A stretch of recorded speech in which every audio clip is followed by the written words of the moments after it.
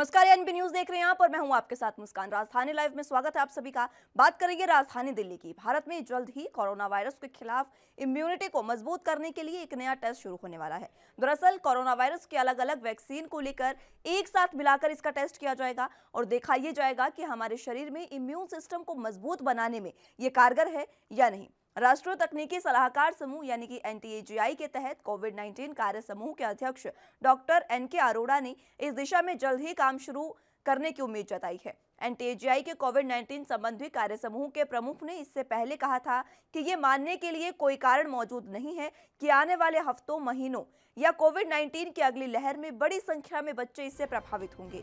हालांकि उन्होंने बाल सुधार, कोविड सेवाओं में सुधार के लिए अतिरिक्त संसाधनों की जरूरत पर जोर दिया है।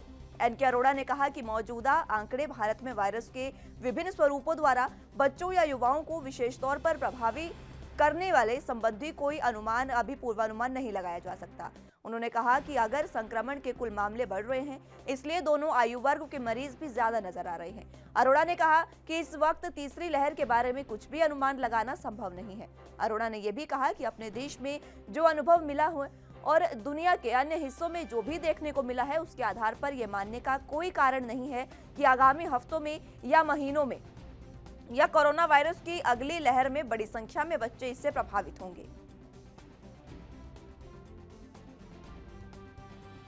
तो इम्यूनिटी बूस्टिंग के लिए अब जल्द नया टेस्ट शुरू होने जा रहा है। जितनी भी देश में कोविड-19 यानी कोरोना वायरस की जितनी भी दवाइयां मौजूद हैं, उन सभी को मिलाकर ये टेस्ट किया जाएगा और देखा जाएगा कि ये बच्चों पर या युवाओं पर कारगर है या नहीं।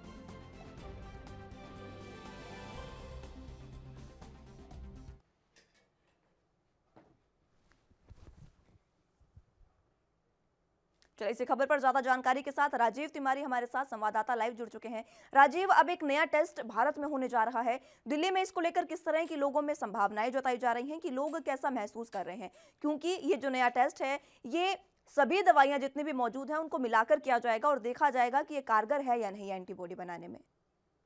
देखिए, बिल्कुल बताया जिस तरीके से बात करें ह्यूमिडिटी बढ़ाने की, तो कहीं न कहीं ह्यूमिडिटी के लिए कहीं न कहीं लगातार सरकारें कहीं न कहीं जोर दे रही थी और लगातार यही कहा जा रहा था कि कोरोना से बचना है तो अपनी ह्यूमिडिटी बढ़ानी होगी। मगर जिस तरीके से अब कह सकते हैं डॉक्टर अरोड़ा ने भी स्पष्ट किया है कि सभी कोरोना की जो सभी वैक्सीन है उनको मिलाकर एक टेस्ट बनाया जाएगा, जिसके द्वारा कहीं न कहीं शरीरों में देखा जाएगा कि हर व्यक्ति को किस तरीके के फायदा करता है और कहीं न कहीं जो ह्यूमिडिटी बढ़ाने का तरीका है वो किस तरीके कारगर होगा। क्योंकि अभी तक यही माना जा रहा है कि कोरोना की जो रफ्तार है वो कहीं न कहीं ह्यूमिडिटी कमजोर है, जिनके ऊपर सबसे ज्यादा अटैक करता है। मगर कहीं न कहीं इसके लेकर कहीं न कहीं ये बड़ी आशंका जताई जा रही है कि टेस्टिंग से कहीं न कहीं जनता को फायदा होगा, सरकारों को भी फायदा होगा, क्योंकि शरीर की जब ह्यूमिडिटी बढ़ेगी तो कहीं न कहीं जो वायरस का खतरा है वो बिल्कुल कम होता नजर आएगा। और इसीलिए डॉक्टर अरोड़ा ने कहा कि तीसरी लहर के लिए हमें अभी तक यही स्पष्ट हो पाया कि तीसरी लहर आएगी और बच्चों के लिए कितनी घातक होगी इसके लिए अब स्पष्ट नहीं कहा जा सकता। मगर ये जरूर है, जिस तरीके से दूसरी लहर आई है तो कहीं ना कहीं स्थिति जरूर बिगड़ी थी और उसी के लिए कहीं ना कहीं जिन लोगों के अंदर ह्यूमिडिटी की कमी थी तो कहीं ना कहीं वायरस का खतरा सबसे ज्यादा उन्हीं को बना था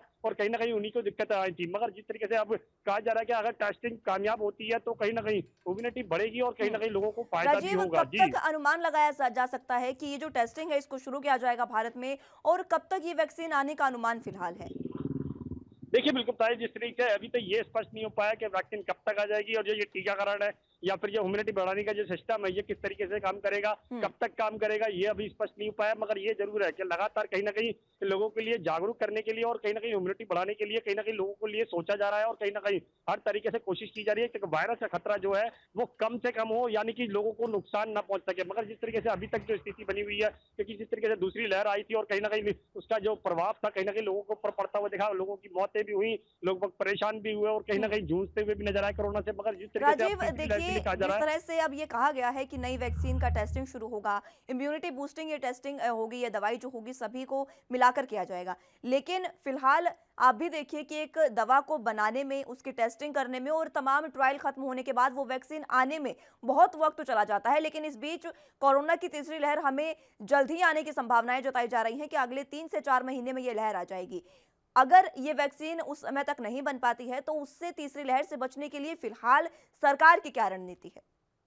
देखिए, बिल्कुल बताइए जिस तरीके से बात करें इम्यूनिटी बूस्टर बढ़ाने की तो कहीं न कहीं सरकारें ज़रूर कोशिश कर रही थी और कहीं न हुँ, कहीं कहा भी जा रहा था। मगर जिस तरीके से क्या कहते हैं दूसरी लहर का जो खतरा बना है तो उससे कहीं न कहीं लोगों को दिक्कतें ज़रूर थी मगर डॉक्टर अरोड़ा की तरफ से जिस तरीके से कहा गया कि ये वैक्सीन जो बनेगी और कहीं न कहीं उसकी जो सभी दवाइयों को मिलाकर एक टेस्ट बनाया जाएगा और उसके हुँ, रिजल्ट अच्छे आते हैं तो कहीं न कहीं लोगों को फ़ायदा होगा। मगर जिस तरीके से लगातार कोशिश की जा रही है इम्यूनिटी बूस्टर बढ़ाने के लिए तो लगता है कि कहीं न कहीं वैक्सीन ज़रूर बनेगी। मगर जिस तरीके से अभी तक अनुमान यही जताया जा रहा है कि 2-4 दवाइयों को यानी कि लगभग लगभग जितनी भी कोरोना की दवाइयाँ उनको सबको मिलाकर ही ये हुँ। टेस्ट बनाया जाएगा मगर इसके अंदर कितना समय लगेगा ये स्पष्ट नहीं हो पाया है। जी। जी, राजीव समय लगेगा ये तो स्पष्ट नहीं हो पाया है, लेकिन समय इसमें बहुत लग जाएगा ये हम अंदाज़ा ज़रूर लगा सकते हैं। फिलहाल दिल्ली में किस तरह की वैक्सीनेशन की स्थिति है क्योंकि कल भी जिस तरह से तमाम स्थिति हमने देखी, उसके बाद फिलहाल क्या स्थिति है वैक्सीनेशन की? क्योंकि इतने दिनों से जो वैक्सीनेशन सेंटर बंद है, क्या अभी वैक्सीन दिल्ली को मिल पाई है और क्या वैक्सीनेशन एक बार फिर से चल पाया है शुरू? देखिए, बिल्कुल बताया जिस तरीके से वैक्सीनेशन सेंटरों की बात करें तो वैक्सीनेशन सेंटर लगभग बंद है मगर जिस तरीके से 18 साल के ऊपर के लोगों के लिए वैक्सीनेशन सेंटर खोलने चाहिए थे वो दिल्ली सरकार कोशिश कर रही है। हुँ, अभी भी केंद्र सरकार से कहीं न कहीं उम्मीद जताई जा रही है कि केंद्र सरकार उनको वैक्सीन देगी मगर कहीं न कहीं दिल्ली सरकार ने वैक्सीन की प्रक्रिया को लेकर कहीं न कहीं जो मीडिया कर्मी हैं उनके लिए एक ज़रूर सेंटर बनाया गया है जिसके अंदर तमाम जो मीडिया कर्मी हैं अपना कह सकते हैं वैक्सीनेशन टीकाकरण करवा सकते हैं, चाहे वो 18 साल से हैं, ऊपर के हैं या फिर 45 साल से ऊपर के हैं, उन सबके लिए भी टीकाकरण की प्रक्रिया खोली गई है। मगर जिस तरीके से लगातार कहीं न कहीं जनता इंतज़ार कर रही थी 18 साल से ऊपर के लोग के जिस तरीके से वैक्सीनेशन का टीकाकरण स्टार्ट होगा दोबारा हुँ। से, मगर अभी तक सरकारें कहीं न कहीं उम्मीद करती नज़र आ रही है और दिल्ली सरकार के साथ-साथ केंद्र सरकार भी स्पष्ट कर रही है कि उनको जल्द से जल्द वैक्सीनेशन का टीकाकरण मिलेगा। जी। हुँ। राजीव, इम्यूनिटी बूस्टिंग के लिए ये अभियान जो नया शुरू होने वाला है, हालाँकि हमारे पास पहले भी अभी सिप्ला ने जो मेडिसिन जारी की है, सिप्ला की एंटीबॉडी कॉकटेल वो जारी की है उन्होंने, वो भी 2 दवाइयों का मिश्रण है। तो क्या कहा जा सकता है कि उसी की तरह ये दवाई भी कारगर साबित हो सकती है? अंदाज़ा ये लगाया जा सकता है कि हमें जल्द ही एक नई वैक्सीन भी मिलने जा रही है? देखिए, बिल्कुल सही कहा आपने। यहाँ पर बात करें सिप्ला की, तो सिप्ला की तरफ से भी कहीं न कहीं 2-3 दवाइयों को मिलाकर ही एक नई वैक्सीन बनाई जा रही थी और हुँ, इसी के लिए कहीं न कहीं उसका भी इंतज़ार किया जा रहा था। मगर जिस तरीके से आप बूस्टर बढ़ाने के लिए, इम्यूनिटी बूस्टर बढ़ाने के लिए लगातार कोशिश की जा रही, तो उससे साफ ज़ाहिर है कहीं न कहीं जल्दी से जल्दी दवाई मिल पाएगी। मगर बात करें अभी टेस्टिंग की और प्रक्रिया की, तो ये प्रक्रिया अभी बिल्कुल स्टार्ट होने वाली है और लगातार कहीं न कहीं इसको बनने में टाइम ज़रूर लगेगा। कितना टाइम लगेगा ये स्पष्ट नहीं है, मगर जैसे ही वैक्सीन मिलेगी और कहीं न कहीं लोगों को राहत मिलेगी, तो साफ ज़ाहिर है कहीं न कहीं स्थिति को कंट्रोल किया जाएगा। मगर अभी तक जो स्थिति है, वो कहीं न कहीं अभी नॉर्मल नहीं है और उसको कहीं न कहीं कंट्रोल करने की कोशिश की जा रही है। जी। हुँ। ये कोशिशें सरकार द्वारा किस तरह से की जा रही हैं राजीव? क्योंकि हम देख रहे हैं कि इस समय तो राजनीति ही हो रही है। तो कोशिशों की अगर हम बात करें तो क्या कोशिशें सरकार द्वारा की जा रही है लोगों को बचाने के लिए? देखिए, बिल्कुल बताएँ सरकारों की तरफ से बिल्कुल कोशिश करी है। अस्पतालों की बात करें तो वेंटिलेटर बेड बढ़ाए जा रहे हैं, वेंटिलेटर बढ़ाए जा रहे हैं, लगातार ऑक्सीजन सिलेंडर बढ़ाए जा रहे हैं, उनके ऑक्सीजन प्लांट लगाए जा रहे हैं। मगर कहीं न कहीं लोगों को अंदर कहीं न कहीं अभी भी जागरूकता की कमी है, जिसकी वजह से कहीं न कहीं वायरस फैल रहा है। मगर कहीं न कहीं लोगों को समझना होगा कि वायरस से बचना है तो कहीं न कहीं मास्क लगाना है, सोशल डिस्टेंसिंग का बहुत इस्तेमाल करना है और कहीं न कहीं अपने आप को बचाना है और अपने परिवार को भी बचाना है। मगर हुँ। जिस तरीके से सरकारें अभी कोशिश कर रही हैं, इससे साफ ज़ाहिर है कहीं न कहीं सरकारों के बीच में तालमेल नहीं है, जिसका खामियाजा अभी भी जनता को मिल रहा है और कहीं न कहीं जनता भी उसका परेशान हो रही है। मगर जिस तरीके से सरकारें अगर मिलकर काम करेंगी तो कहीं न कहीं आने वाले दिनों के अंदर शायद राहत मिल सकती है। जी। हुँ। आने वाले दिनों में राहत मिल सकती है लेकिन अगर सरकारें मिलजुल कर काम करें तो। फिलहाल की स्थिति को देखते हुए लग नहीं रहा है क्योंकि राजनीति जो है वो आउट ऑफ कंट्रोल होती जा रही है। इस तरह से राजनीति और कोरोना के काल में राजीव ये बेहद गंभीर स्थिति है क्योंकि देश को संभालने वाली ये जनता है। जनता ने इनको चुनकर बिठाया है सत्ता में और उसके बाद भी ऐसी स्थिति हो रही है कि कार्रवाई कोई किसी तरीके से नहीं हो रही है। वैक्सीन किस तरह से लाई जाए इस पर अमल नहीं किया जा रहा है। लेकिन राजनीति एक दूसरे पर आरोप प्रत्यारोप किस तरह से किया जाए, एक दूसरे को नीचा कैसे दिखाया जाए, ये तमाम पार्टियां इसमें जुटी हैं।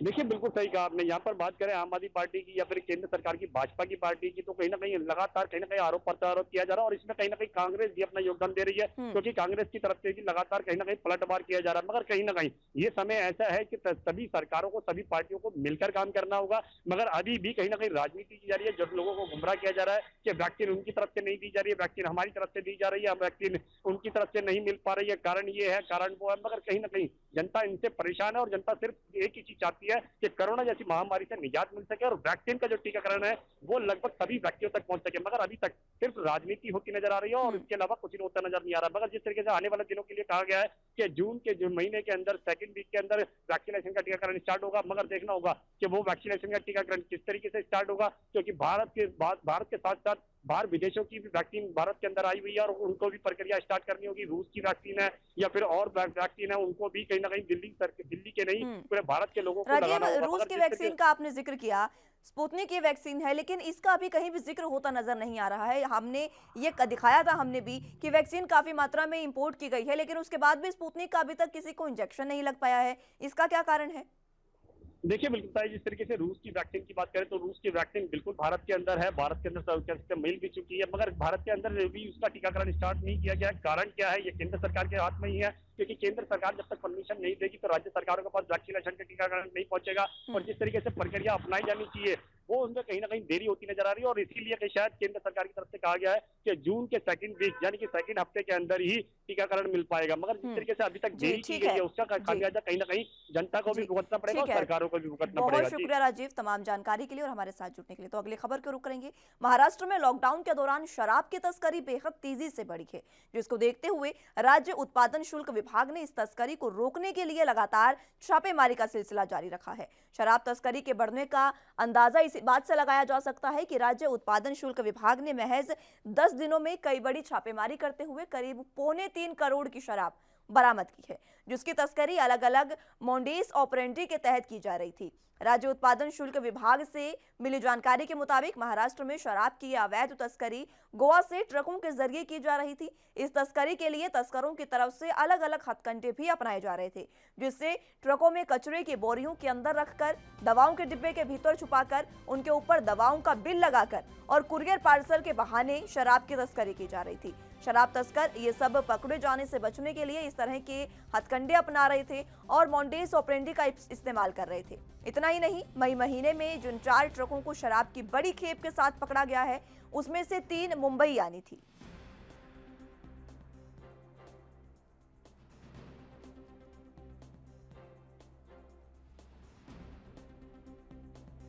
मई महीने में 4 ट्रक हमने पकड़े हैं।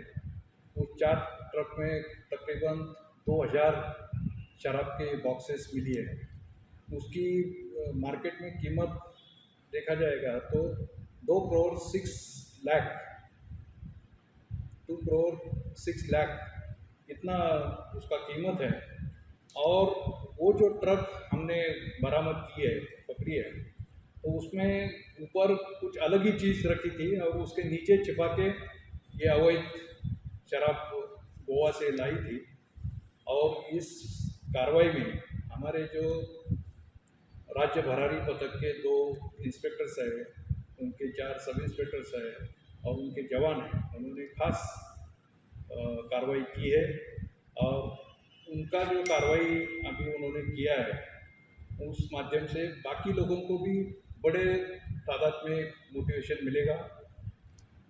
इस टीम को हमारे डायरेक्टर है मिसेस वर्मा और पूर्व डायरेक्टर है मिस्टर चौहान, उन्होंने भी काफ़ी मदद की है।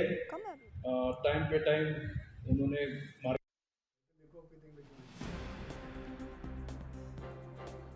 तो उत्पादन शुल्क विभाग की बड़ी कार्रवाई यहां पर सामने आई है, जहां पर 4 बड़ी कार्रवाई करते हुए मई के महीने में 4 खेप बरामद की है। उत्पादन शुल्क विभाग ने शराब की 3.25 करोड़ की एक खेप है और 3.25 करोड़ की शराब ये मार्केट में इसकी कीमत बताई जा रही है। अलग अलग हथकंडे अपना रहे थे तस्कर, अलग अलग तरह से वो गोवा से यहाँ शराब लेकर आए हैं और उन्होंने बताया कि 3 शराब इसमें से मुंबई आनी थी। 3 जो ट्रक पकड़े गए हैं वो मुंबई आने थे, लेकिन उनको रोक दिया गया है। लेकिन सबसे बड़ा सवाल ये कि कोरोना काल में इस तरह की लापरवाही, इस तरह से अगर शराब तस्कर सक्रिय हैं तो आखिर प्रशासन क्या कर रहा है? क्योंकि इतने सख्त लॉकडाउन के बावजूद भी, इतनी सख्त निगरानियों के बावजूद भी जब गोवा से मुंबई तक ये शराब आ जाती है, तस्कर इसको लेकर आते हैं, तो ये बड़े सवाल हैं।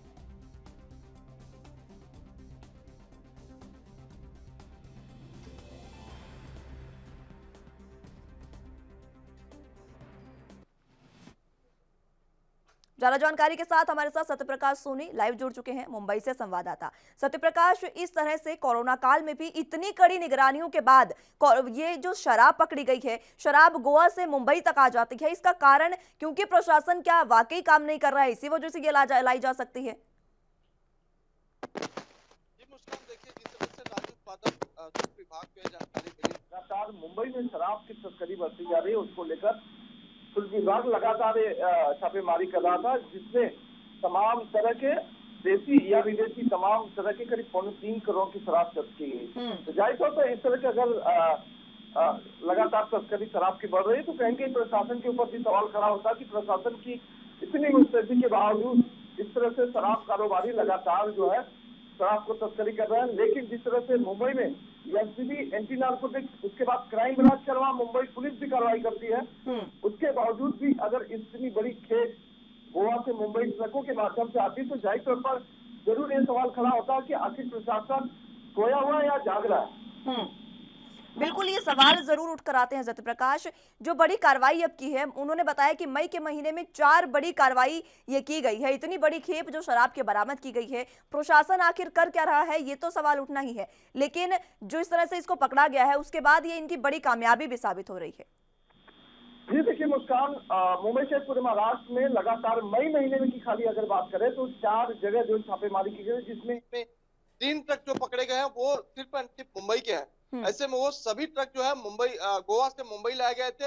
हालांकि जो शराब छुपाने का मोडस है उनका अलग अलग था, कभी दवाओं के माध्यम से, तो कभी कचरे की बोरियों के माध्यम से, या फिर कभी कुरियर के माध्यम से। इस तरह की चीजें जो है बिल दिखाकर लाया करते थे। लेकिन जिस तरह से तस्करी को अंजाम दिया गया है, हर जगह देखा गया है कि 30 से 40 लाख रुपए की जो शराब बरामद की गई है, चाहे वो देसी हो या विदेशी, जाहिर तौर पर लगातार इस तरह के अगर तस्करी होती है तो कहीं न कहीं एक्साइज विभाग के अलावा तमाम जो प्रशासन है उसके ऊपर सवाल खड़े होते हैं। बिल्कुल सत्य प्रकाश, और सबसे बड़ा सवाल ये कि आखिर इन बदमाशों में, इन तस्करों में कोई खौफ नहीं है प्रशासन का? क्या प्रशासन अपना खौफ बनाने में नाकाम हो गया है? ये भी सवाल खड़े हो रहे हैं, क्योंकि इतनी सख्त निगरानी, इतने कड़े लॉकडाउन के बीच भी अगर शराब तस्कर इस तरह से सक्रिय रहेंगे तो प्रशासन आखिर कर क्या रहा है? ये प्रशासन की सबसे बड़ी नाकामी है।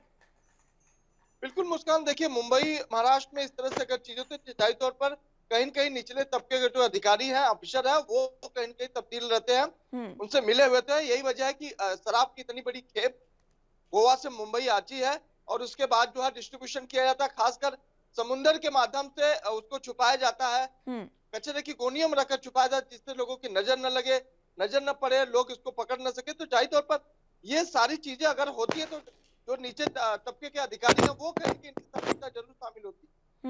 बिल्कुल, नीचे तबके के अधिकारियों पर भी सवाल उठते हैं सत्य प्रकाश। लेकिन जनता पर इसका क्या रुख है? क्योंकि जनता भी अगर कहीं ना कहीं इस तरह की जब हरकतें हो रही हैं, इतने लॉकडाउन के बीच भी अगर इस तरह से तस्कर सक्रिय हैं, तो जनता को भी खौफ है कि कहीं इस तरह से बदमाश भी सक्रिय हो सकते हैं। पुलिस अपना खौफ बनाने में नाकामयाब हो रही है, तो इस बीच जनता क्या कह रही है? क्योंकि उनमें भी डर है कि कभी भी उनके साथ कोई भी घटना हो सकती है, लेकिन प्रशासन का तो किसी में कोई खौफ ही नहीं है। लॉकडाउन के दौरान लगातार देखा गया कि क्राइम कम नहीं हुआ है बल्कि क्राइम बढ़ा है, चाहे वो क्राइम शराब तस्करी का हो या फिर ड्रग्स तस्करी का हो या फिर आम क्राइम हो। लेकिन इस तरह से लगातार ये कहा जा रहा है कि मुंबई पुलिस के अलावा तमाम जो सुरक्षा एजेंसियां में अलर्ट है। लेकिन इस तरह की तस्करी के खुलासे के बाद ये साफ हो जाता है कि कितनी एजेंसियां और कितनी मुंबई पुलिस अलर्ट है। तो जाहिर तौर पर इस तरह की चीजें अगर हो रही है तो कहीं न कहीं संदिग्धता के साथ साथ आम मुंबई के लिए, आम जनता के लिए कहीं कहीं भय का माहौल जरूर बनता है, क्योंकि अगर तस्करी हो सकती है तो बाकी क्राइम भी क्यों नहीं हो सकता। तो जाहिर तौर पर ये भी एक सवाल खड़े होते हैं कि इन तस्करों को या इन बदमाशों को या इन क्राइम करने वालों पर रोक आखिर कैसे लगेगी।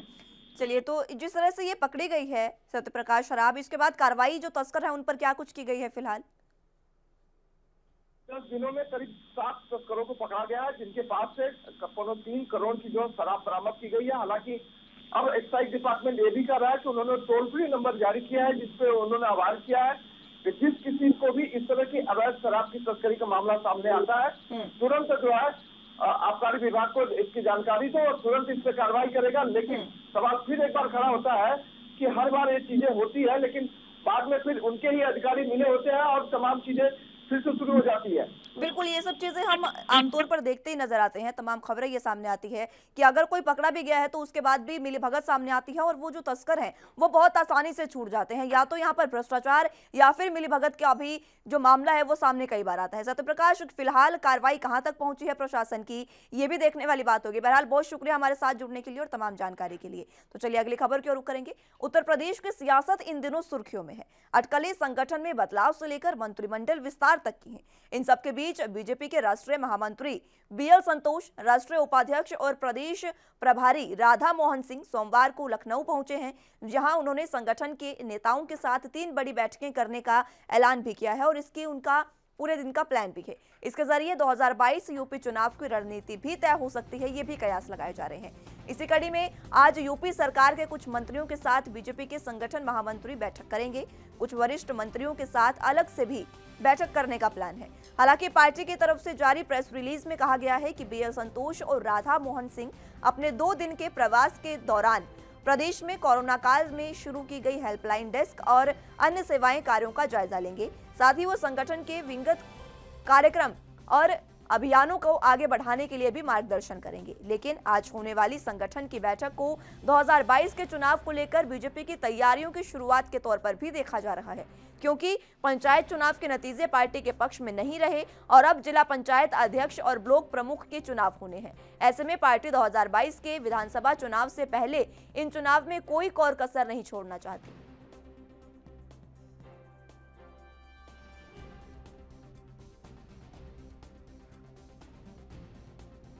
तो वरिष्ठ मंत्री आज बैठक करेंगे और इस बीच संगठन महामंत्री भी आज बैठक करेंगे और कई वरिष्ठ अधिकारियों से अलग से बैठक की जाएगी। लेकिन प्रेस रिलीज जो भी बीजेपी ने की है उसमें फिलहाल यही स्थिति बताई जा रही है कि कोरोना काल जिस तरह से चल रहा है उसके लिए जो भी सेवाएं सुविधाएं जनता के लिए शुरू की गई हैं उनको लेकर चर्चा होगी और आगे का मार्गदर्शन किया जाएगा कि किस तरह से स्थिति को काबू में लाया जाए। लेकिन फिलहाल जिस तरह की ये बैठक है, जितने हाई लेवल की ये बैठक है, उससे कयास लगाए जा रहे हैं कि 2022 हो सकता है मिशन 2022 पर भी चर्चा यहाँ पर हो, क्योंकि आगे विधानसभा चुनाव भी होने वाले हैं और अन्य ब्लॉकों के भी चुनाव होने वाले हैं, जिसको लेकर अब चुनावी तैयारियां कह सकते हैं कि बीजेपी की तेज हो गई है। बीजेपी एक बार फिर से यूपी पर अपनी नजर बनाए हुए है और तमाम जानकारी वहां पर हासिल करना चाहती है कि किस तरह से वो अब एक बार फिर से अपनी पैठ यूपी में बना पाए, क्योंकि जो अभी फिलहाल चुनाव हुए थे नगर निगम के उसमें पक्ष में नहीं आए थे वोट, जो प्रधान चुने गए थे उसमें बीजेपी के पक्ष में वोट नहीं थे। बीजेपी के कार्यालय की भी आपको तस्वीरें दिखा रहे हैं किस तरह से आज यहीं पर बैठक होने जा रही है। लखनऊ में ये बैठक होगी, वरिष्ठ मंत्रियों के साथ अलग से भी बैठक होगी और संगठन महामंत्री बीएल संतोष इस बैठक में मौजूद रहेंगे और अध्यक्षता करेंगे और तमाम मंत्रियों के साथ बैठक लेंगे। कुछ मंत्रियों के साथ आज बैठक होनी है और कई अन्य वरिष्ठ नेता ऐसे भी हैं जिनके साथ अलग से बैठक की जाएगी।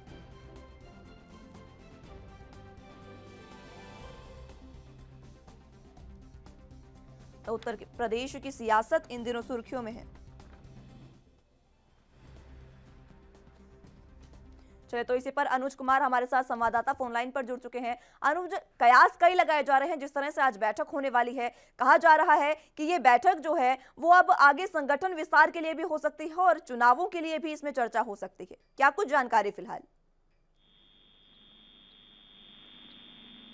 अनुज, आवाज मिल पा रही है आपको? चलिए, संपर्क हमारा टूट गया है, लेकिन फिलहाल बीजेपी के संगठन महामंत्री आज बैठक करेंगे। फिलहाल के लिए मेरे साथ बस इतना ही। अब जुड़े रहिए एनबी न्यूज के साथ। नमस्कार।